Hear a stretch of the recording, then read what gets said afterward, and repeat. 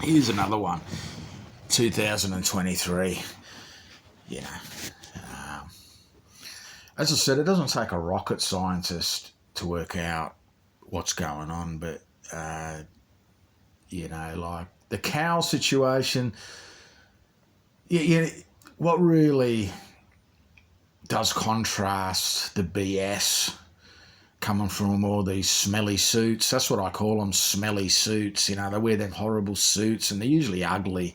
A lot of these politicians, and they're all ugly, aren't they? And they all look like they smell, and they're just horrible looking people wearing these suits. They all talk with that patronising, they either smirk or wink. They're just the type of, that's politicians. That's people, these people running, they think they're running the world, I mean. It doesn't even matter if you believe in God or any of that, but I mean, the planet or the flat earth, whatever you want to call it, it's not theirs. But they're trying to use a narrative as if they're trying to protect it. Like they care about it. But the very same people, these smelly, ugly people in dirty suits, the elites, the politicians, these are the very people that are the ones that have created this planet in the last 120 years. Because up to about 150 years ago, about 1870s, 1880s, that's when the industrialisation started. What do they call it? The Industrial Revolution. And what's that smelly thing from World Economic Forum being saying? Oh, this is the fourth revolution. They don't even hide. You can look on the website. You can look on You can look at all these people I'm talking about. United Nations, World Economic Forum. They've said what they're not saying. We are going to do this, like it or not.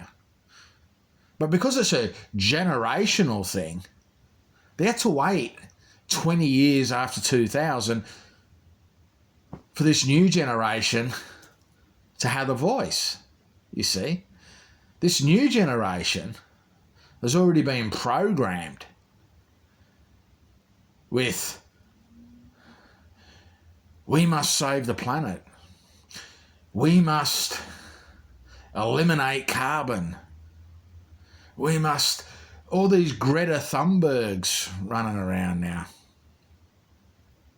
We love AI. We love the internet. You see, the government has bought the new generation. The natural instinct for any young new generation is to rebel, is to go against authority. That is the privilege of youth. For the last 20 years, silence. Why? Because of the internet. Distractions, video games. Just like, remember the old Roman times when a new emperor was in power. What was the first thing that emperor would ask all his experts, all his little politicians? Yeah, there were politicians back in Roman times. They were called the Senate. They wore white robes, they didn't wear suits. They might have a few grape stains on the front of their white, What was the first thing the emperor asked the other politicians? Because emperor's in power. He wants to make the people happy. He doesn't want them. Let's create some new games, emperor. That's why they built them massive colosseums in the old Roman times. Everywhere the Romans went, they had these colosseums built to entertain the peasants with games.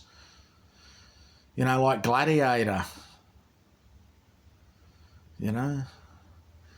Fast forward to the modern times now. What have we got? We've got soccer stadiums, football stadiums, cricket stadiums, but it's the same thing. Let's entertain and distract. That's all it is.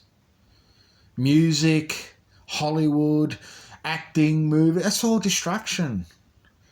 But it can be used for propaganda, like in World War II. But you see, a lot of this new generation doesn't even know history. Let's cancel history. Let's get rid of the statues. Remember they were lassoing statues a couple of years ago? All this before the pandemic? Why do you think that was? They want to cancel history because if it's an old saying, whoever controls history controls the future and the present. So if you get rid of history, cancel history, you can create a new future. And that's what's happened. Most people that were born after 2000 probably don't go further back than 1995. They don't want to because they're consumed in the now. They're consumed in the matrix of social media.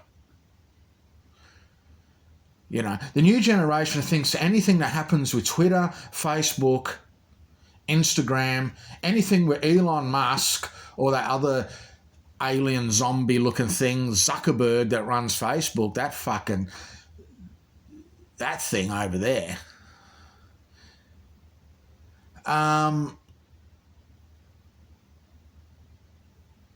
They actually like they worship this whole new thing. You see, they're being giving, the government is giving this new generation a carrot, dangling a carrot. And what that carrot is, you will own nothing and be happy. From that bald, smelly thing that runs World Economic Forum. That thing. The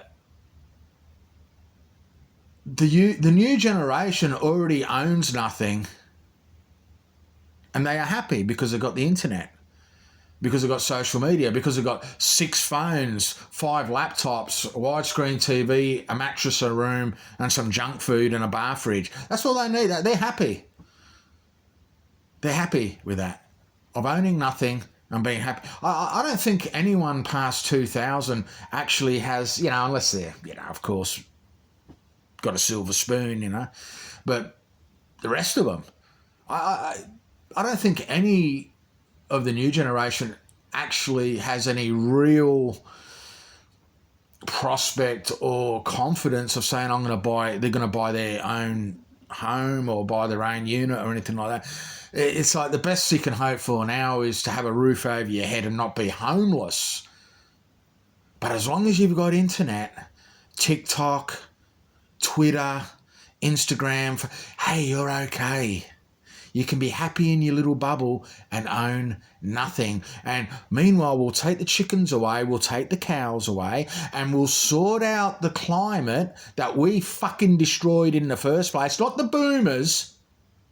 No, the politicians and the big corporate globalizations, they're the ones that ruin the planet. And we're talking the 1% here. Not the boomers. The boomers are with you.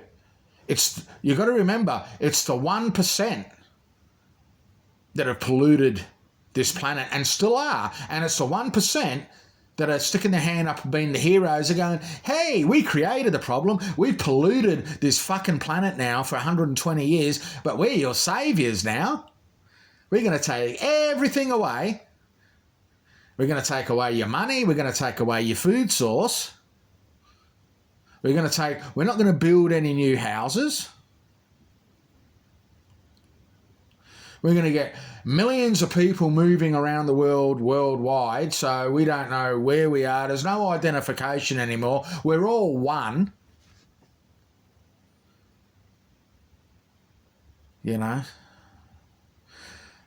Left versus right. Keep arguing. As long as the left keep fighting the right, the politicians, they keep smiling and smirking and flying on their private little jets, having their holidays in the tropical little islands, As long as the left keep fighting the right and the right keep fighting the left, the government's okay because the government is one. They're not left and right, the government. They are one. Because it's left and right governments pushing the United Nations, pushing the World Economic Forum, and pushing BlackRock. Those three things there are the ones pushing all this on top of, all the medical and all the other stuff that's going on. It's all left versus right there, both sides. I saw that down here in Australia, both sides, because we had Liberals in federal power, but we had the Labor in the state power, and both, there was no opposition. They were all the same. It was all the same narrative. They all had the same script and all had the same piece of paper.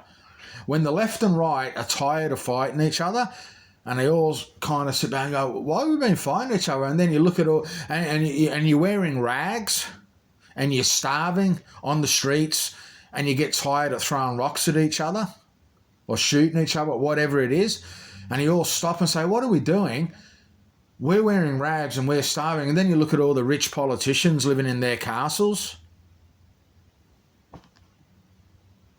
with 1,000 acres of fat cows and chickens. When you wake up to that one day, then this little conversation I'm having right now might go, maybe he was right, but it'll be too fucking late by then. It'll be too late. In all honesty, I think it's too late now. The last 3 years didn't only just show people what people are made of, but it really showed the politicians how much power they think they do have. But as I said before, I'll repeat it one more time. When the government is scared of the people, that's democracy. When the people are scared of the government, that's tyranny. Well, I've never known people so scared of the government in my lifetime. For pretty much all my life, the government was just, it was nothing. It was like, it didn't even enter my life, did government or politics or politicians. But now, it's left, right and centre. Everyone, well, the government says this, this is mandated, this is mandated, this is mandated. We need to push this through. There's a new rule, there's a new law. Here's a new doctrine here. But this new generation's already conditioned to this because of the toys. But wait until they've been controlling the food. They want to get hold of the currency, make it a cashless society. They're nearly there. Yeah, all the banks are closing. So, hey, wait till they start playing with the internet. You being a bad person, no internet for you for 6 months. If you be a good person, you can have your internet back. Oh, yes, Mr. Government, thank you. I want my TikTok. I won't do it again. Can I have my TikTok back? I miss my Facebook friends. I want my Facebook friends back. In 6 months, you will be doing a 6-month sentence with no internet. And hopefully you will learn your lesson. There will be no food rations this time, but take heed. I am the government. If that's what you want, that's what you're going to get. That's all I got.